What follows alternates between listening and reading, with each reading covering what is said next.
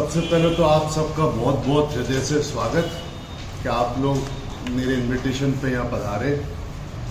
आप लोगों को इकट्ठा करने का मकसद धौलपुर की एक बहुत पुरानी समस्या जिस पे सभी लोग, मैं ये नहीं कहूँगा कि सिर्फ मात्र प्रशासन या पुलिस या वो लोग जो इस काम को करते हैं वो पार्टी हैं, इस पे मैं धौलपुर के हर व्यक्ति को कहीं ना कहीं इस समस्या में हिस्सेदार या प्रभावित मानता हूँ। एक समय था आज से 20-25 साल पहले जब धौलपुर का जो रेता, चंबल रेता जो अपन कहते हैं, ऐसी कोई घटनाएं इतना हाईलाइटेड इशू नहीं हुआ करता था। हम ये देखते हैं कि धौलपुर के अंदर एक समय था कि 50,000 आदमी धौलपुर जिले का डायरेक्टली कि इनडायरेक्टली, चाहे वो एक मैकेनिक हो, चाहे वो कोई दुकानदार हो, चाहे वो कोई ट्रक वाला हो, चाहे वो लेबर लोग, चाहे वो लोडिंग से संबंधित लोग हों, चाहे वो डीटीओ विभाग के अंदर जो लोग उन ट्रकों को मंजूरी दिलाते थे, मतलब कहीं ना कहीं अप्रत्यक्ष रूप से इस जिले के अंदर 50,000 आदमी इस रोजगार से जुड़ा रहा है।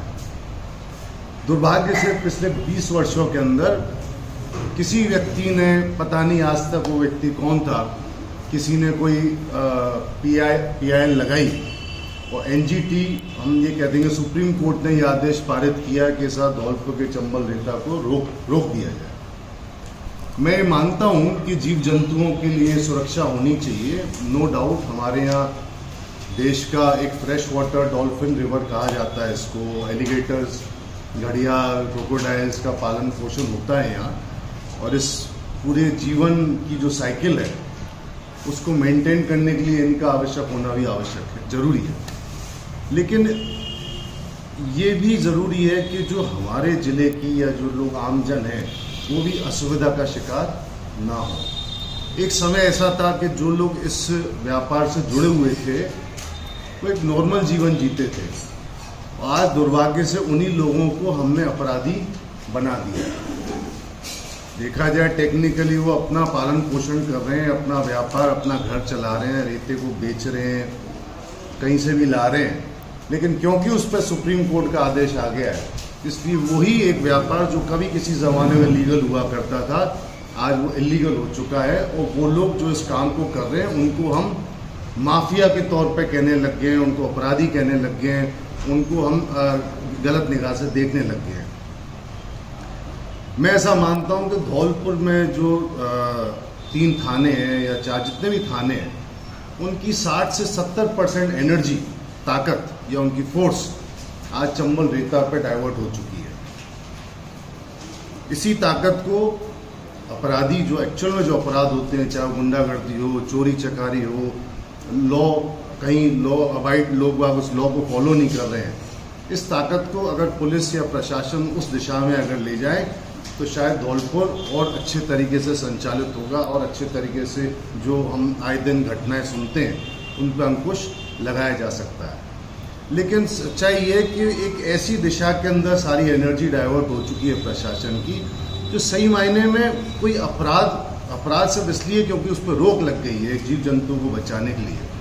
लेकिन ऐसा क्या कारण है कि आपकी 70% एनर्जी सारी एक रेते पे ही केंद्रित हो चुकी है। करीब आज भी 20-25 हज़ार आदमी इस रोजगार से जुड़ा हुआ है। आए दिन साल के अंदर मैं देखता हूँ कि करीब 40-50 एक्सीडेंट्स होते हैं। उन एक्सीडेंट्स पे 20 से 25 लोग सालाना ऐसी घटनाएं होती हैं कि मौत भी हो जाती है। पुलिस से भी मुठभेड़ होती है, गोलियां चली हैं कई बार। अपने आप को बचाने के लिए ये रेता के जो ट्रैक्टर्स लोग चलाते हैं वो इतनी गति से चलाते हैं कि उससे आमजन भी असुरक्षित हो जाता है। कई एक्सीडेंट्स हुए हैं। जो सांठगांठ कर लेता है वो तो अपने ट्रैक्टर्स को निकाल ले जाता है, जो सांठगांठ नहीं कर पाता है उसकी धरपकड़ होती है, गांव में दबिश दी जाती है, गांव खाली हो जाते हैं, लोग भग जाते हैं। इस तरीके का माहौल बन जाता है कि वो पता नहीं कितना बड़ा अपराध हो चुका है। हर दूसरे दिन शायद ही कोई ऐसा अखबार खाली जाता होगा जो वो रेते की खबर, हेडलाइंस हमारे यहाँ नहीं बनती। मैं पूछना चाहता हूँ क्या वाकई में एक अपराध है जिससे कि एक आमजन को परेशानी हो रही है, या इससे कोई गुंडागर्दी से जुड़ा हुआ, कि चोरी चकारी से जुड़ा हुआ कोई ऐसा मैटर है? मैं इसको प्योरली एक रोजगार के नज़रिए से देखता हूँ। दुर्भाग्य से इसके अंदर पहल नहीं हुई। नहीं तो इसका भी लीगलाइजेशन हो सकता था। मुद्दे की बात यह है कि आज हमसे मुश्किल से 100 मीटर दूर नदी बीच में बह रही है, चंबल नदी। चंबल नदी का इस पार का हिस्सा जो राजस्थान है, उस पार का हिस्सा मध्य प्रदेश है। मात्र 100 मीटर का गैप है। 100 मीटर के उस तरफ, मतलब घाट, उस साइड का जो घाट है, वहाँ रेता का लीगलाइजेशन हो चुका है, वो लीगल हो गया है। उसको कानूनन लोग जो टेंडर्स कॉल कर लिए गए हैं, सरकार ने निविदाएं कॉल कर ली हैं, 3 घाट खोल दिए गए हैं रेते के लिए। उन घाटों का चयन किया गया कि कहाँ ऐसे कौन से घाट है जहाँ पे जीव जंतुओं का मतलब वहाँ अंडे नहीं देते अपने। तो ऐसे घाटों को चिन्हित करने के बाद में राज्य सरकार ने सुप्रीम कोर्ट से अपनी परमिशन ली, ये सबूत दिए कि इन घाटों पर प्रजनन नहीं होता है, और फिर वो मंजूरी लाके बाकायदा उन घाटों की निविदा कॉल कर ली गई। 25 अप्रैल को निविदा कॉल होगी मध्य प्रदेश के अंदर। बहुत जल्दी वहाँ खनन कार्य शुरू हो जाएगा। राजस्थान में क्या चाहते हैं उनसे बताएं सर। मैं उसी विषय पे आ रहा हूँ। आपके माध्यम से मैं लोगों को ये जागरूक करना चाहता हूँ कि जब वही परिस्थितियाँ, चाहे वो ज्योग्राफी कह लें, सब कुछ वही है, वही कानून राजस्थान में है, वही कानून मध्य प्रदेश में है। फिर ऐसा क्यों है कि मध्य प्रदेश के अंदर रेते का खनन लीगल हो चुका है और राजस्थान में वो लीगल नहीं हो रहा? मैं कमी प्योरली परसुएंस की मानता हूँ, फॉलोअप की मानता हूँ। किसी व्यक्ति ने इस इशू को टेकअप नहीं किया है।